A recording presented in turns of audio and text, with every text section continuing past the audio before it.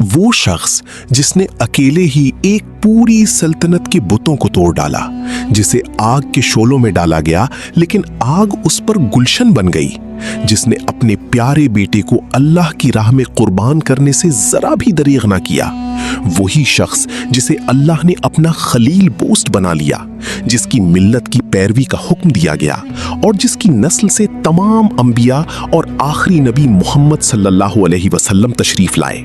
जी हां, हम बात कर रहे हैं हजरत इब्राहीम अलैहिस्सलाम की। आज की ये खुसूसी वीडियो आपको ले जाएगी 4000 साल पीछे, जहां आप देखेंगे कि एक नौजवान ने कैसे बुत परस्ती के अंधेरे में तौहीद की शमा रोशन की, किस तरह अल्लाह ने उसे आग से बचाया और कैसे उसकी दुआओं ने पूरी इंसानियत के लिए रहमत का सामान किया। हजरत इब्राहीम अलैहिस्सलाम तकरीबन 3800 साल कब्ल मसीह में मौजूदा इराक के शहर और में पैदा हुए। उस वक्त पूरी दुनिया में बुत परस्ती आम थी। लोग सूरज, चांद, सितारों और पत्थरों को पूजते थे। बादशाह नमरूद ने खुद को खुदा बना रखा था। इब्राहीम के वालिद का नाम आजर था, जो एक मशहूर बुत तराश था।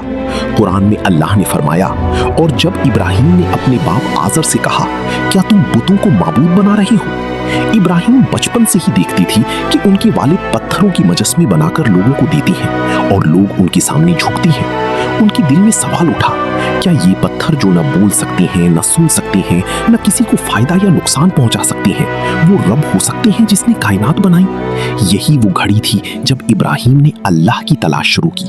कुरान में अल्लाह ने फरमाया, और इसी तरह हम इब्राहीम को आसमानों और जमीन की बादशाही दिखाते थे ताकि वो यकीन करने वालों में से हो जाएं। एक रात जब आसमान साफ था और सितारे चमक रही थी, इब्राहीम ने एक चमकता हुआ सितारा देखा। उन्होंने कहा, क्या ये मेरा रब है? लेकिन जब सितारा डूब गया तो कहा, मैं डूबने वालों को पसंद नहीं करता। फिर उन्होंने चांद देखा, फिर सूरज देखा, लेकिन जब ये सब डूब गए तो उन्होंने ऐलान किया, मैंने अपना रुख उस ज़ात की तरफ कर लिया जिसने आसमानों और जमीन को पैदा किया, और मैं शिर्क करने वालों में से नहीं हूं।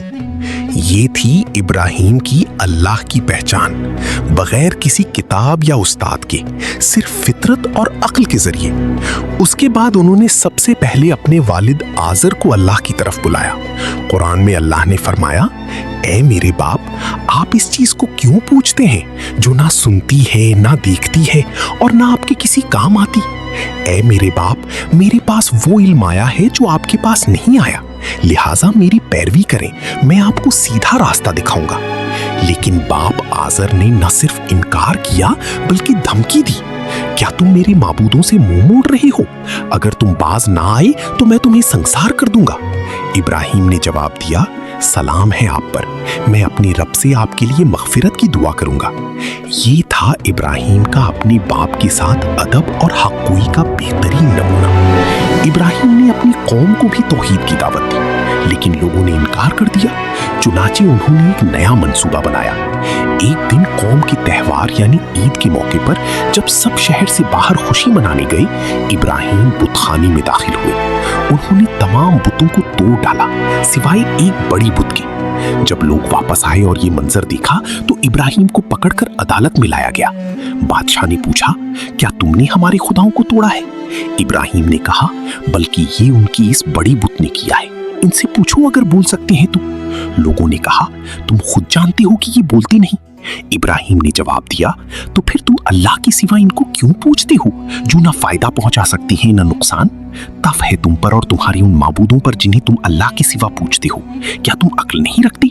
कौम के पास जवाब ना था, चुनाचे उन्होंने इब्राहीम को आग में जलाने का फैसला किया। उन्होंने एक बहुत बड़ी आग जलाई और इब्राहीम को उसमें फेंक दिया, लेकिन अल्लाह ने हुक्म दिया, ऐ आग, तू ठंडी और सलामती वाली हो जा। इब्राहीम आग के बीच में बैठे रहे, उन्हें कोई तकलीफ ना हुई, उनके कपड़े तक नहीं जले। ये अल्लाह की कुदरत का खुला मोजज़ा था। आग से बचने के बाद भी कौम ने इब्राहीम के खिलाफ साजिशें की, तो अल्लाह ने उन्हें हुक्म दिया कि वतन छोड़कर हिजरत कर जाएं। चुनांचा इब्राहीम अपनी बीवी सारा और भतीजे लूत को लेकर पहले शाम गए, फिर मिस्र के बादशाह ने सारा को उठवाने की कोशिश की, लेकिन अल्लाह ने बादशाह को माजूर कर दिया। बादशाह ने सारा को वापस किया और इब्राहीम को एक लौंडी हाजरा तोहफे में दी। फिर अल्लाह ने इब्राहिम को हुक्म दिया कि हाजरा और उनके छोटे बेटे इस्माइल, जो अभी दूध पीते थे, को मक्का की बियाबो गया वादी में छोड़ आए। इब्राहिम ने उन्हें एक दरख्त के नीचे छोड़ा, थोड़ा सा पानी और खजूरें रखी और वापस जाने लगी। हाजरा ने पूछा, क्या अल्लाह ने तुम्हें ये हुक्म दिया है? इब्राहिम ने कहा, हाँ। हाजरा ने कहा, फिर वो हमें कभी जाया नहीं करेगा। जब पानी खत्म हो गया और बच्चा प्यास से तड़पने लगा तो हाजरा ने सफा और मरवा के दरमियान 7 बार दौड़ लगाई। आखिर पर जब वो मरवा पर थीं, अचानक उन्होंने देखा कि इस्माइल के पास जमीन से पानी निकल रहा है। उन्होंने उस पानी को रोकने की कोशिश की, लेकिन पानी बहता रहा। यही वो जमजम है जो आज तक बह रहा है। परिंदों ने उस पानी को देखकर वहां आना शुरू कर दिया तो कबीला जरहम के लोग इधर आकर आबाद हो गए। इस तरह मक्का एक शहर बन गया।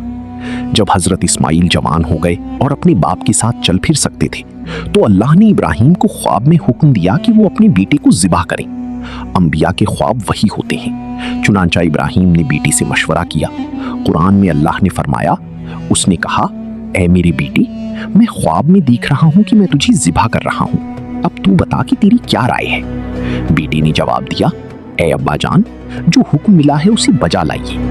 अल्लाह ने चाहा तो आप मुझे सब्र करने वालों में से पाएंगे। इब्राहिम ने बेटी को जमीन पर लिटाया, उसका मुंह जमीन की तरफ कर दिया और छुरी चलाई, लेकिन छुरी नहीं चली। अल्लाह ने आवाज दी, ऐ इब्राहिम, तूने ख्वाब सच कर दिखाया। बेशक हम नेकी करने वालों को इसी तरह जजा देते हैं। और अल्लाह ने जन्नत से एक अजीम मेंढा भेजा जिसे इब्राहिम ने ज़िबा कर दिया। यही वाकया ईद उल अज़हा की बुनियाद है और यही है कुर्बानी की असल रूह। इसके बाद अल्लाह ने इब्राहिम को हुक्म दिया कि तामीर के बाद उन्होंने दुआ की, ऐ हमारे रब, इनमें खुद इन्हीं में से एक रसूल भेज जो उन्हें तेरी आयात पढ़कर सुनाए, उन्हें किताब और हिकमत सिखाए और उन्हें पाक करे। ये दुआ हजरत मोहम्मद सल्लल्लाहु अलैहि वसल्लम की बेअसत के लिए थी और अल्लाह ने इसे कबूल फरमाया। इसी दौरान जब इब्राहिम बूढ़े हो चुके थे, उनके पास फरिश्ते आए और उन्हें एक बेटे इसहाक की बशारत दी। सारा हैरान हुई और बोली, मैं तो बूढ़ी और बांझ हूँ, कैसे बच्चा होगा? फरिश्तों ने कहा, अल्लाह जब चाहे नामुमकिन को मुमकिन बना देता है। चुनांचे हजरत इसहाक पैदा हुए, जिनकी नस्ल से याकूब, यूसुफ, मूसा, हारून, ईसा जैसी बहुत से अंबिया आए। हजरत इब्राहिम ने अपनी पूरी जिंदगी में कभी दुआ करना नहीं छोड़ा। उन्होंने औलाद के लिए, मक्का की अमन के लिए, अपने वालिद के लिए जब तक वो जिंदा थे और तमाम मोमिनीन के लिए दुआ की। उनकी सबसे बड़ी दुआ वो थी जो उन्होंने काबा की तामीर के बाद की। जब उनकी मौत का वक्त आया तो उन्होंने अपने बेटों को वसीयत की, ऐ मेरे बेटो, अल्लाह ने तुम्हारे लिए ये दीन पसंद किया है, लिहाजा तुम मुसलमान ही रहना और मरती दम तक मुसलमान ही रहना। ये थी हजरत इब्राहिम अलैहिस्सलाम की जिंदगी की एक झलक, एक ऐसी जिंदगी जो तौहीद, कुर्बानी, सब्र, हिजरत और दुआ से भरी पड़ी है। एक ऐसी जिंदगी जिसे अल्लाह ने अपने कलाम में हमारे लिए नमूना करार दिया।